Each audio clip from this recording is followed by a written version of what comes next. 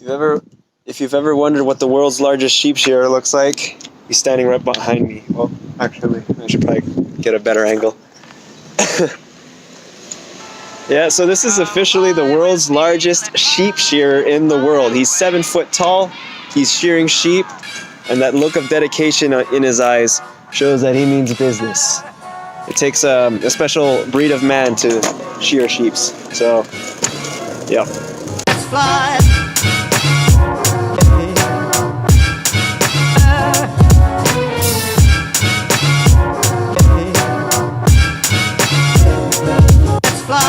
Perfect day.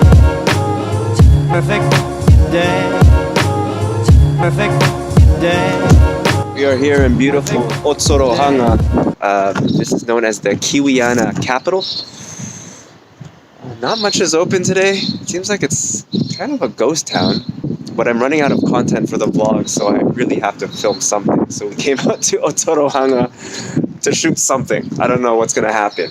But some notable facts about Otorohanga is that they are the first place that had the kiwi bird, right? Because there's 3 types of kiwis here in New Zealand. You got to be very specific. You got the kiwi bird, which you would refer to as a kiwi. So when you say kiwi, by default, it's kiwi bird.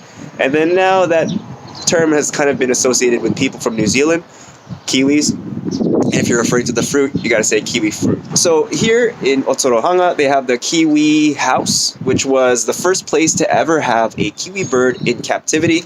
It was a pretty big deal at the time because the first place in the entire world that had a kiwi bird in captivity, because kiwi birds are almost impossible to find in the wild because they're nocturnal animals and they're very timid. So if they hear any sounds, they run away. So the chances of you seeing one in the wild was next to impossible. So this was the first place where you could go to actually see one in person. And, I mean, yeah, this is a pretty big deal. You know, you had like, they were averaging like 5,000 people per month visiting in 2008 to visit this Kiwi house. But since then, this town's been through a lot. It's modernized, and now there's a public library. They got a swimming pool, 1 supermarket, and a 24-hour McDonald's. This channel's going downhill. There's the public library.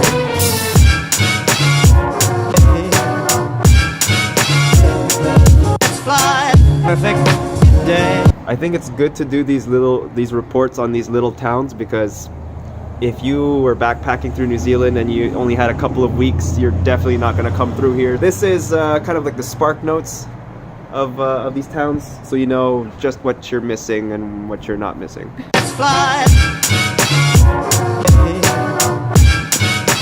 So this was the courthouse back in the day, and down there we got the police officer. They had 1 police officer that lived there. And he's right there. Well, it's Otorohanga. I mean, how much crime? Look at that. So the police lockup was built in 1896, but the courthouse is only built in 1912. It's like a 20-year gap. Come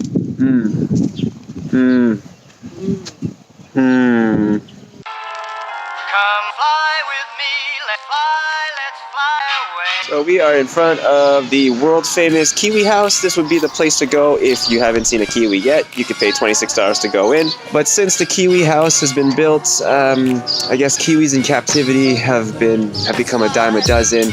Ling and I, on 2 occasions, were lucky enough to see a kiwi bird in captivity. So we're not going to pay the entrance fee to see the kiwi bird. Been there, done that. Yeah. So we're going to skip this one. So I think this would be a good time to clarify the origins and the timeline of the word kiwi.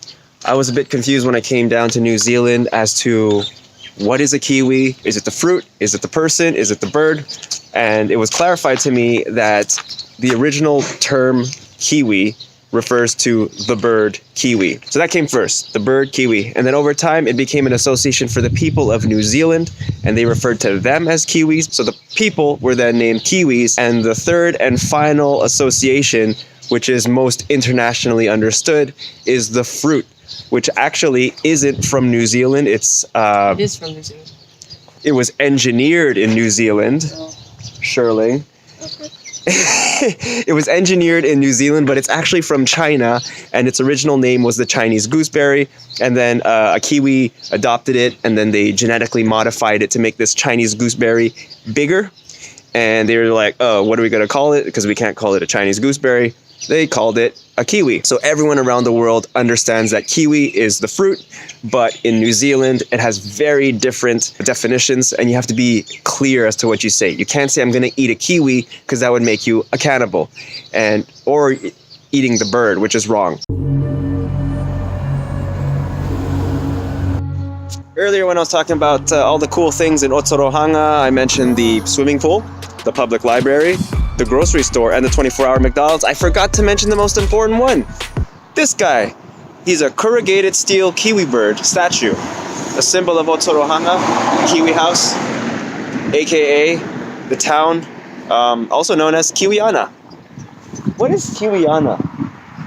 All things Kiwi. All things Kiwi. Come fly with me, let's fly away.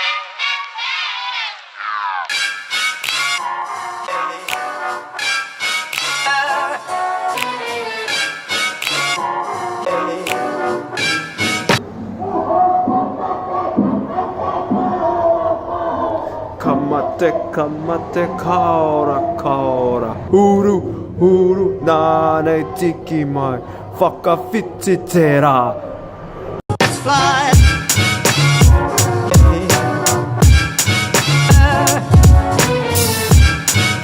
So after all the excitement of the tiny town of Otorohanga, I think we still have a bit of energy left to visit another exciting small town. That's not cider, by the way, that's water. It's water, not spade cider. So we're gonna move on to the next small town, which is the town of Tequiti, which is also known as the sheep shearing capital of the world, and is host to many national sheep shearing competitions.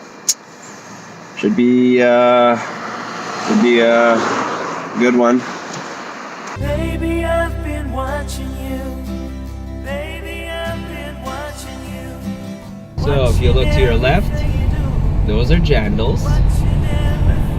That is pavlova. The Australians claim it as their own, but Kiwis are fiercely protective and would insist that they created the famous dessert. Oh, it's hokey pokey ice cream. And sheep, 46 million sheep, New Zealand. Bye, Kiwi.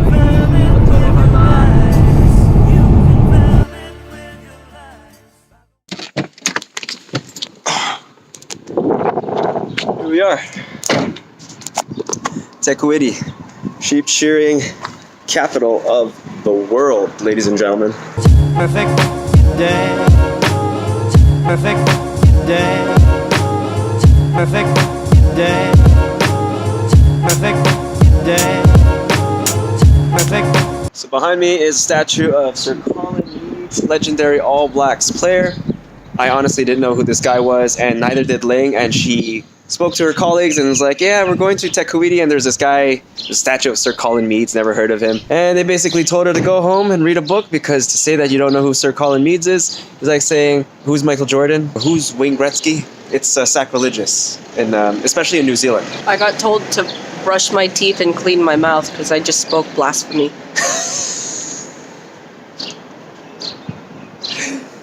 Day. Perfect day. Perfect day. That's the weirdest slogan. Often licked, never beaten. What?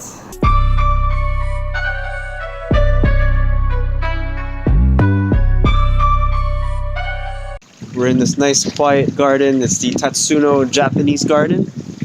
And that is a liquor lab.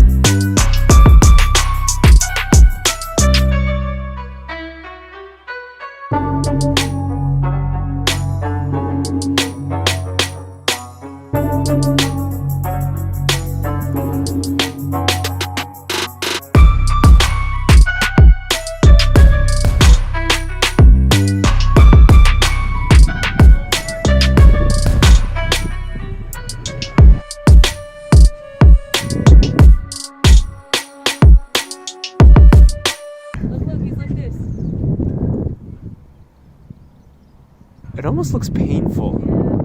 There's a special technique to being a sheep shearer. This is an accident. This is purposeful. That's the sheep's head. I think. You can almost see the sweat dripping off of his forehead. He looks dead in the eyes. So that about concludes the day out here in King Country. Thanks for coming out, guys, on our adventures through Otorohanga and Tekuwiti. Got to see that cool statue of Colin Meads and the 7-foot shearing champion shearer guy. That was cool. You have to go to the bathroom? Yep. Okay, so go to the bathroom and then we'll go home. Don't tell me what to do. See you next time.